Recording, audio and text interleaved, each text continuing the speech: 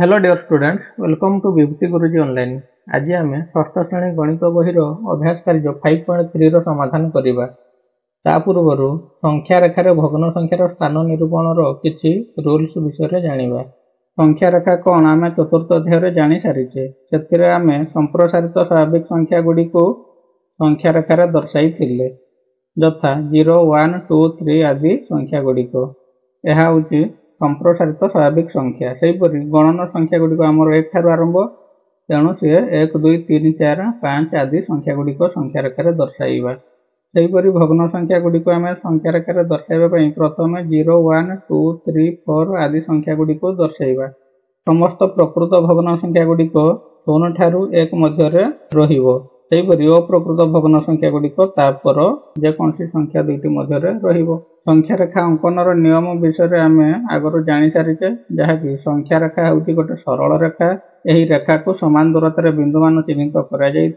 पाखापाखि प्रत्येक जड़ा बिंदु मध्यवर्ती सरल रेखा अंश को गोटे एকক रूपे नियाजाए। संख्या रेखा उपर चिन्हित बिंदु गुड़िक गोटे सीधा रास्ता कड़े किलोमीटर खुंटी भली होता है। जपरी रास्तार नियाजाए तो आम एठार 1 सेमी नहीं पार कि 2 सेमी कि 3 सेमी। प्रत्येक एকক गुड़िक एका रहिबो। प्रथम ये जो 0, 1, 2, 3, 4 आदि संख्या गुड़िक दर्शाइबा। 0 ରୁ 1 जतिकी रहिबो, 1 ରୁ 2 सेतिकी रहिबो, 2 ରୁ 3 सेतिकी, 3 ରୁ 4 मध्य सेतिकी मापरे रहिबो। तापर जो भग्न संख्या जो संख्या दुईटी मध्य रहिबो ताकू आमे सेही अनुसार भाग करिबा। संख्या रेखार अन्य भग्न संख्या तो आम जपरी जानिले समस्त प्रकृत भग्न संख्या गुड़िक 0 ରୁ 1 मध्य अवस्थित हेबे। सेहीपरि अप्रकृत भग्न संख्या गुड़िक बाहर करवा से क्यों संख्या दुईटी मध्य अवस्थित रही आम अभ्यास कार्य कला बेले जापर अधिक भल भाव। 1 ରୁ 2 भितर आमर जो संख्या सी हूँ 1 अधा अर्थात 1 पूर्ण 1 विभक्त 2। सेहीपरि 2 ରୁ 3 को केते भाग कराई ना ये भाग 2 भाग 3 भाग। तेणु यहीटा प्रथम भागटा केते हेबो ना 2 पूर्ण 1 विभक्त 3 हो कहीं समुदाय भाग 3 अच्छे। यहीपरि भाव में आम अप्रकृत संख्या बा मिश्र संख्या गुड़िक संख्या रेखार सूचेबा। अभ्यास कार्य 5.3 नंबर 1 एठार गोटे संख्या रेखा दि जाइए। उपरिस्थ संख्या रेखार 0 और 1 को सूचाउथिबा बिंदु द्वय मध्यवर्ती संख्या रेखार अंश को समान 10 भाग एवं 1 और 2 को सूचाउथिबा बिंदु दुईटी मध्यवर्ती संख्या रेखार अंश को 4 गोटे समान भाग में परिणत करा जाइछि। 1 ରୁ 2 को 4 भाग कराई भाग्य 2 भाग 3 भाग 4 भाग एवं 0 ରୁ 1 को 10 भाग कराई भाग्य 2 3 4 5 भाग 6 भाग 7 भाग 8 भाग 9 भाग 10 भाग करा जाइछि। तो कौन कही ना विभाजक बिंदु गुड़ी को ए बी सी आदि नाम दि जाइछि। जो भाग भाग होइछि A B C D F G H I J K L M इत्यादि नाम दि जाइछि। केउं बिंदु द्वारा केउं संख्या सूचित ताहा निम्न रे लेखिबा। तो ए द्वारा सूचित संख्या तेणु ये प्रथम भाग समुदाय 10 भाग प्रथम पड़ा तेणु 1 विभक्त 10 हो। तेणु ए द्वारा सूचित संख्या केते हेबो ना 1/10। ख कही सी द्वारा सूचित संख्या सी हूँ केते भाग हो ना 1 2 3 भाग हो तेणु 3 विभक्त 10 हो। सेहीपरि ई हूँ एटा तो भाग्य 2 भाग 3 भाग 4 भाग 5 भाग तो यह हूँ 5 विभक्त 10 हे। सेहीपरि जी द्वारा सूचित संख्या जी आउ केते गला ना ई थिला 5 जदि 6 7 तो यह हो 7 विभक्त 10। तापरे आई है 9 हो कहीं गोटे 10 हे तेणु यह 9 विभक्त 10 अंश। के द्वारा सूचित संख्या के कौटी रहा ना यहाँ 1 और 2 ये आम सेमती गणी नबनी यार अलग काउंटिंग हम कौन हे ना यह 1 पूर्ण हो के एठार समुदाय 4 भाग भाग्य 2 भाग नौ तेणु 1 पूर्ण 2 विभक्त 4 तो 1 पूर्ण के ना 2 विभक्त 4 नवा। वर्तमान बी कही बी 2 अच्छे 2 भाग तेणु 2 विभक्त 10 हे। सेहीपरि जो डी द्वारा सूचित संख्या डी 1 2 3 4 भाग तेणु यह 4 विभक्त 10। तापरे झ एफ द्वारा सूचित संख्या एफ ये ई थिला 5 ये 6 विभक्त 10 हो एच द्वारा सूचित संख्या एच एटी 8 रहिबो 9 पर एटा 10 होतिला तो ये हो 8 विभक्त 10 जे द्वारा सूचित संख्या जे हो 1 पूर्ण ये भागे तेणु 1 विभक्त 1 2 3 4 भाग रो तेणु 1 विभक्त 4 हो 1 पूर्ण 1 विभक्त 4 एल एल हूँ 3 नंबर भाग 4 भाग रो तेणु 3 विभक्त 4 किंतु पूर्ण संख्या गोटे आम पाई जाइए 1 पूर्ण 3 विभक्त 4 नंबर 2 निम्न संख्या गुड़ी को संख्या रेखार स्थापन कर क 3/4 ह 1 पूर्ण 1/3 ग 2 पूर्ण 1/4 इत्यादि देछि तो यह गोटे हूँ प्रकृत भग्न संख्या जहाँकि 0 ରୁ 1 भितर रहिबो एवं यह सब 1 पूर्ण जदि अच्छी सी 1 और तार नेक्स्ट नंबर 2 भितर रहिबो 2 पूर्ण जहाँ अच्छी 2 और 3 भितर ही रहिबो 3 पूर्ण थिबाटा 3 और 4 भितर रहिबो 4 पूर्णटा 4 और 5 भितर रहिबो जदि आम गोटे संख्या रेखार ये समस्त संख्या को दर्शाइबा जो पूर्ण संख्या गुड़िक रहिबो संख्या रेखार एमती गोटे माप नेबा जहाँ फल से एककटी को आम अति सहजरे 4 भाग 3 भाग 2 भाग आदि भाग में परिणत करें तेणु यार लस आगु नहीं जावा 2 3 4 लस आगु हूँ 12 किंतु 12 मिलीमीटर आम जदि नेबा माप टे छोट हो तेणु तार पुणी डबल करदे 24 मिलीमीटर जदि नहीं जावा आमको टे जगह अधिक मिल जहाँ फल लिखापी सुविधा हम गोटे पूर्ण संख्यार आ गोटे पूर्ण संख्या र24 मिलीमीटर तेज गोटे संख्या रेखा प्रथम अंकन करवा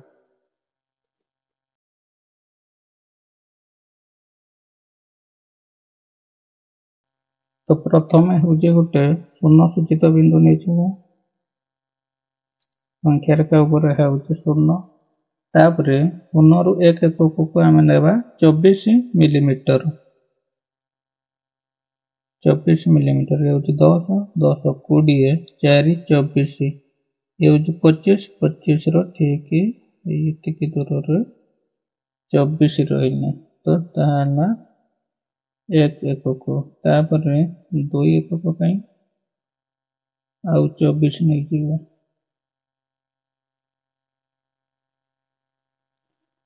10 20 25 रो ये 24 पुणी आउ थर नहीं जीवा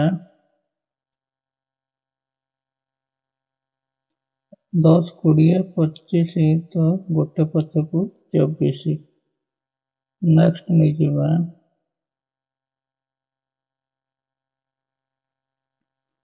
10 20 25 24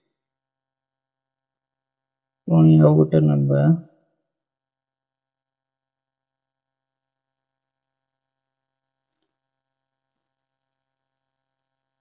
24 तो 0 1 2 3 4 5 5 भितर आमर हो तो यहाँ 0 यहाँ 1 यहाँ 2 3 4 5 तो प्रथम हूँ नहीं गले 5टी स्थानांक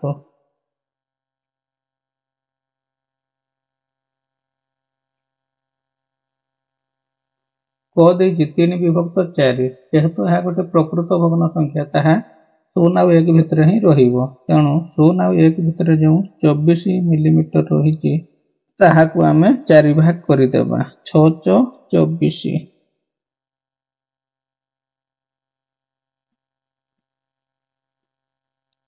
5 को 6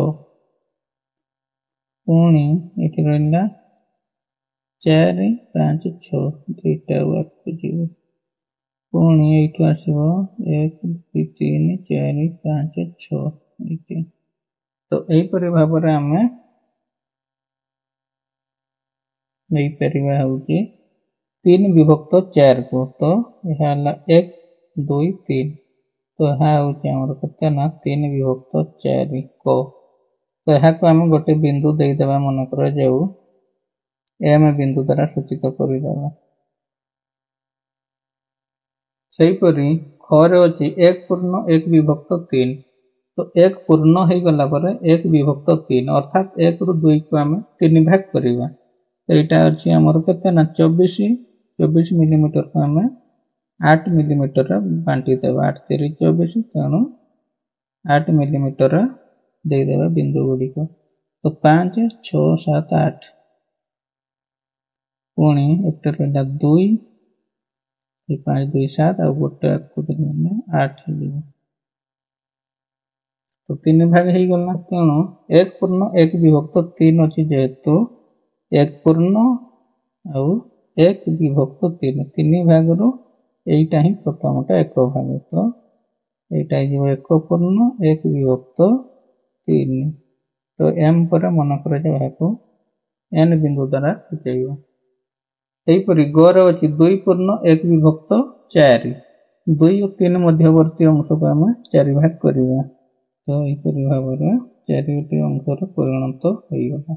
कौन रही 2 पूर्ण 1 विभक्त 4। तो 2 पूर्ण 4 भाग 1 भाग यही भागटे तेणु 2 पूर्ण 1 विभक्त 4 एम एन मन कर पी ना देदेगा। सेहीपरि घ अच्छी 3 पूर्ण 1 विभक्त 3। तो 24 को जब आम 3 भाग करवा 3 पूर्ण 1 विभक्त 3 भाग रू यह ही 1 भाग। तो 3 पूर्ण 1 विभक्त 3 यह आम सूचित करदेवा आर द्वारा। रे अच्छी 4 पूर्ण 1 विभक्त 2। तो 4 पूर्ण हो गला पर 1 विभक्त 2 अर्थात 2 भाग रू भागे। तेणु 4 और 5 जो अच्छी अंशटी यह आम समान 2 भाग करवा। तो 24 मिलीमीटर को 12 करवा तेणु 10 2 12 4 पूर्ण हो जाए 4 पूर्ण 1 विभक्त 2 मन कर आम टी संकेत द्वारा सूचित करवा। तेबे एठार आम लिखि नबा केउं बिंदुटी केउं संख्या को सूचाउछि। नंबर 3 क संख्या रेखा उपरिस्थ केउं दुईटी पाखापाखी पूर्ण संख्या मध्य समस्त प्रकृत भग्न संख्या अवस्थित। जेते भी प्रकृत भग्न संख्या रही समस्त संख्या गुड़िक 0 और 1 मध्यवर्ती अंश ही अवस्थित हेबे। ख संख्या रेखा उपरिस्थ केउं दुईटी पाखापाखी पूर्ण संख्या मध्य 2 पूर्ण 1 विभक्त 5 अवस्थित। आम 2 पूर्ण कले तो 2 पूर्ण जहाँ भी था 2 पूर्ण जिते भी थी भग्न संख्या पूर्ण संख्या जो 2 रही तार नेक्स्ट नंबर 3 2 और 3 मध्य दुईटी पाखापाखी पूर्ण संख्या 2 और 3 मध्य 2 पूर्ण 1 विभक्त 5 अवस्थित हम। 3 नंबर क संख्या रेखा उपरिस्थ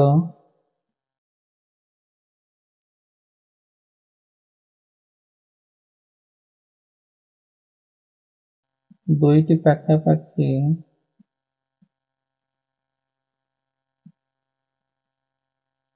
पूर्ण संख्या 0 और 1 मध्य समस्त प्रकृत भग्न संख्या अवस्थित।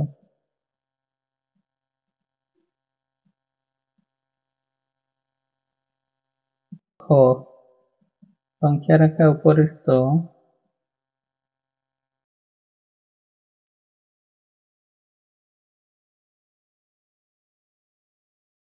दुईटी पाखापाखी पूर्ण संख्या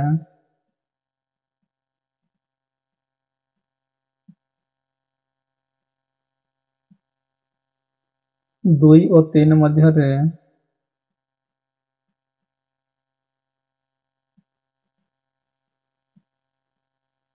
2 पूर्ण 1 विभक्त 5 अवस्थित। नंबर 4 क 15 विभक्त 4 को संख्या रेखार दर्शाइबा लगी प्रथमे कौन करने को हबो। केउं दुईटी पाखापाखी पूर्ण संख्या मध्य 15 विभक्त 4 अवस्थित। उक्त पूर्ण संख्या सूचक बिंदु द्वय मध्यवर्ती संख्या रेखार अंश को केते समान भाग करने को हबो। 15 विभक्त 4 को मिश्र संख्यार परिणत कर संख्या रेखार दर्शाइबा। तो 4 नंबर क रो उत्तर लिखिबा 15 विभक्त 4 को संख्या रेखार दर्शाइबा लगी प्रथमे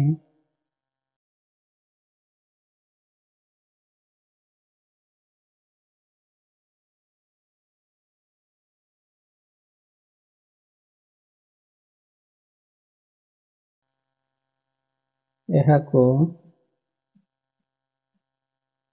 ମିଶ୍ର ସଂଖ୍ୟାରେ ପରିଣତ କରିବାକୁ ହେବ।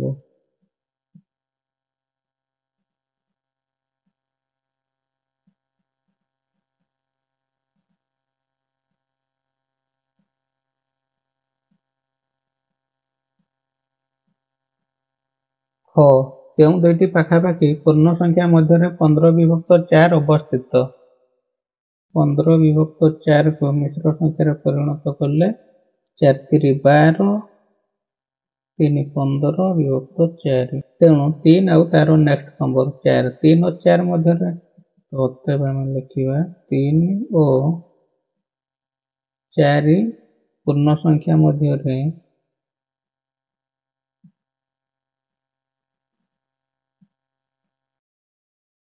15/4 ଅବସ୍ଥିତ।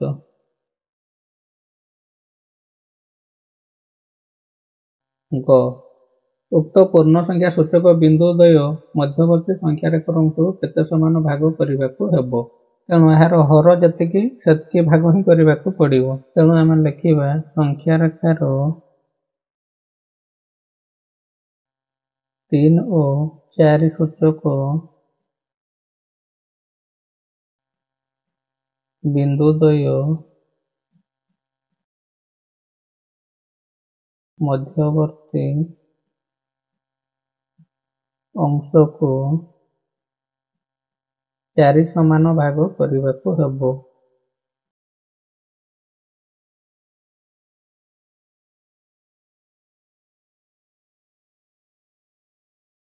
ତ 4 ଭାଗ କରିବାକୁ ପଡ଼ିବ। ତାପରେ ଘ କହିଛି 15/4 କୁ ମିଶ୍ର ସଂଖ୍ୟାରେ ପରିଣତ କରି ଏହାକୁ ସଂଖ୍ୟା ରେଖାରେ ଦର୍ଶାଉ। ତ 15/4 କୁ ଆମେ ମିଶ୍ର ସଂଖ୍ୟାରେ ପରିଣତ କରିସାରିଛେ। ତ 15/4 ସମାନ 3 ପୂର୍ଣ୍ଣ 3/4। ତ ଏହାକୁ ସଂଖ୍ୟା ରେଖାରେ ଦର୍ଶାଇବା ପାଇଁ ଗୋଟେ ସଂଖ୍ୟା ରେଖା କରିବା। 2 ସେମିରେ 1 ଏକକ ନେଇଯିବା। ତ 2 ସେମିରେ 1 ଏକକ, 3 ରୁ 4, 4 ରୁ 5, 2 ସେମିକୁ 1 ଏକକ, 5 ରୁ 6, 6 ରୁ 7, 2 ସେମିକୁ 1 ଏକକ, 7 ରୁ 8, 8 ରୁ 9, ଏ ମଧ୍ୟ 1 ଏକକ, 9 ରୁ 10, 10 ରୁ 11, 2 ସେମି ଏ 1 ଏକକ ନେଇଗଲେ। ସମୁଦାୟ ଆମେ 4 ଭାଗ କଲେ। 3 ଆଉ 4 ମଧ୍ୟରେ ଯେହେତୁ ଅବସ୍ଥିତ ହେବ, ତ ଏଇଟା ହେଉଛି ଆମର 3 ନେଇଯିବେ, ଏହାକୁ ନେଇଯିବା ହେଉଛି 4। ଏହା ହିଁ 4ଟି ଭାଗ ଆକାରରେ ଆମେ ନେଇଯାଇଛେ। ତେଣୁ 3 ଭାଗ ମାନେ ଏଇଠି ଅଛି ଭାଗେ, 2 ଭାଗ, 3 ଭାଗ। ତେଣୁ 3 ପୂର୍ଣ୍ଣ ଏଇଠି ପଡ଼ିଲା 3/4। ତ ଏହାକୁ ଗୋଟିଏ ଅକ୍ଷର ଦ୍ୱାରା ସୂଚିତ କରିଦେବା। ମନେ କରାଯାଉ ଏହା ହେଉଛି କେ ଦ୍ୱାରା ସୂଚିତ। ଆମେ ଅଭ୍ୟାସ କାର୍ଯ୍ୟ 5.3 ର ସମ୍ପୂର୍ଣ୍ଣ ଭାବରେ ସମାଧାନ କରିସାରିଛେ। ଯଦି ଏହି ଭିଡ଼ିଓରୁ କିଛି ଶିଖିବାକୁ ମିଳିଛି ତେବେ ଭିଡ଼ିଓକୁ ଗୋଟେ ଲାଇକ୍ କରିବା ସହିତ ତୁମର ସାଙ୍ଗମାନଙ୍କ ସହିତ ଭିଡ଼ିଓଟିକୁ ସେୟାର କରିଦିଅ। ଯଦି ଆମ ଚ୍ୟାନେଲରେ ନୂଆ କରି ଭିଡ଼ିଓ ଦେଖୁଛନ୍ତି ତେବେ ଆମ ଚ୍ୟାନେଲ ବିଭୂତି ଗୁରୁଜୀ ଅନଲାଇନ କୁ ସବସ୍କ୍ରାଇବ କରନ୍ତୁ। ଥ୍ୟାଙ୍କ୍ସ ଫର ୱାଚିଂ।